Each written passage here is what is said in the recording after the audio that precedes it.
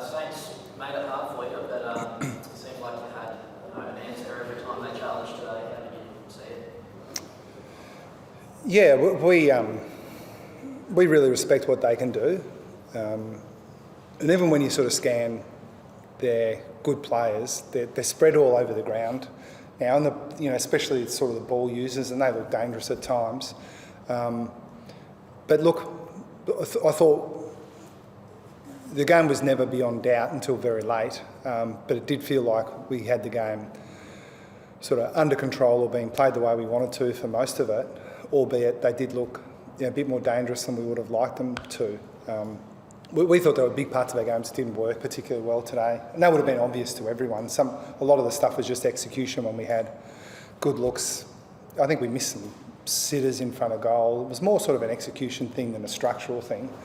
But in the end, I think I've said before, I just don't look at the ladder anymore. I just assume that the team we're playing is going to play somewhere near their best, and they have tended to this year against us, those teams that are outside the 8 in particular.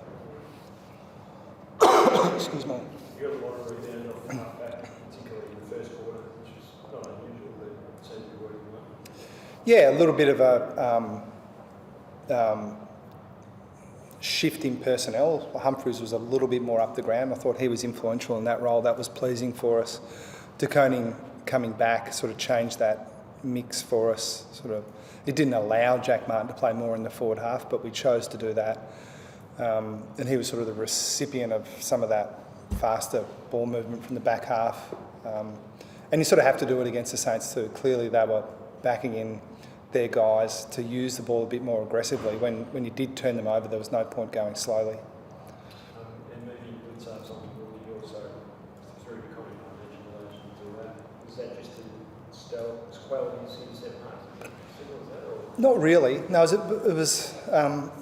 We thought that we'd asked the question of them, and that they really chose that matchup more than we did.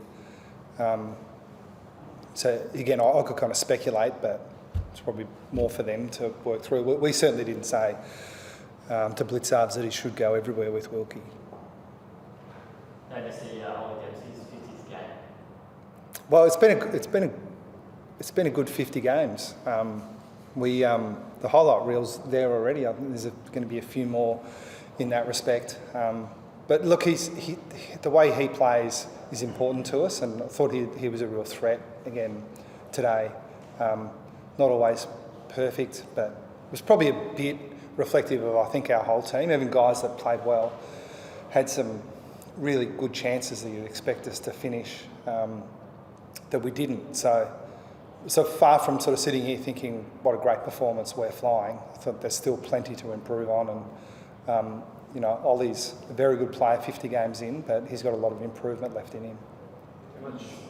Just on his degree, you said maybe a couple of months ago that he could potentially be an inside midfielder in the future. Do you think that could come soon? It's possible, but whenever you think about those things, I'm reminded of Neil Baum when I first started. When I used to throw up ideas, he said, the ideas are easy, the players that make way for them are the hard bit. And we're pretty happy with our inside mid group at the moment, so something would have to give for him to play in there a little bit more. But I can't remember exactly, but I think my recollection is that my reference was more towards him being a player who can play in multiple positions. It could be inside mid.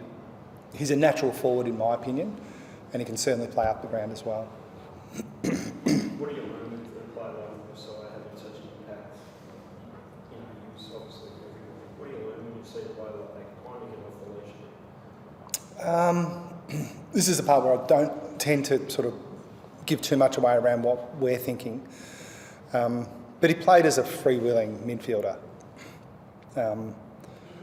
And so it's always more complicated than, is this guy getting the ball, should we lock him down?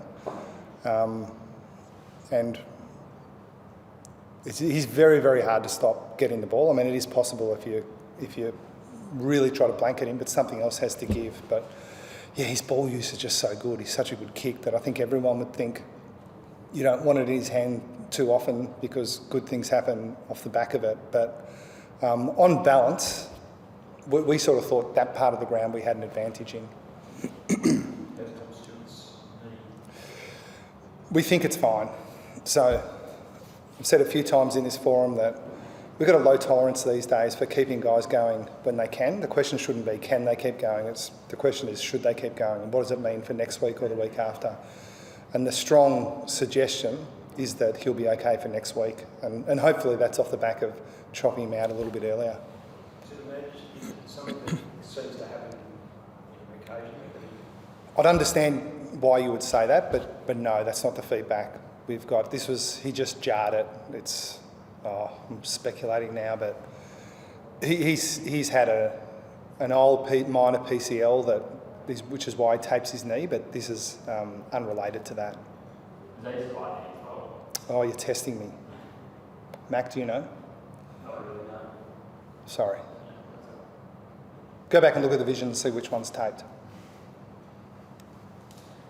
Sean Manor has kind of been a guy who's probably slid under the radar a little bit. Thought he was excellent today. How do you see his development? Yeah, he hasn't slid under the radar for us, but we see him every week. He's a really important player. Didn't think he finished his work as well as he normally does, but he was still really, really effective. And there's probably a group of players that for a long period of time we've highly valued, our sort of high running forwards, Close and Myers, those types, and he's slotted really well into that group. He's a fundamental part of the way we play, which is saying something. He hasn't been on our list for that long. He's become important quickly. Are you comfortable with having those four tools down back, or if you include Stewart as a tool? Marlon's developing well, just in terms of your ground coverage down back. I missed the first bit, Pete, sorry. Comfortable having those four tools if you include Stewart? Oh, yeah. Yeah, we are, because, again, without sort of explaining exactly how we think about things, Henry and Stewart could play on the smallest players in the comp. But they give us some flexibility more than us thinking that we're tall. Right, thanks a lot. Enjoy the golf.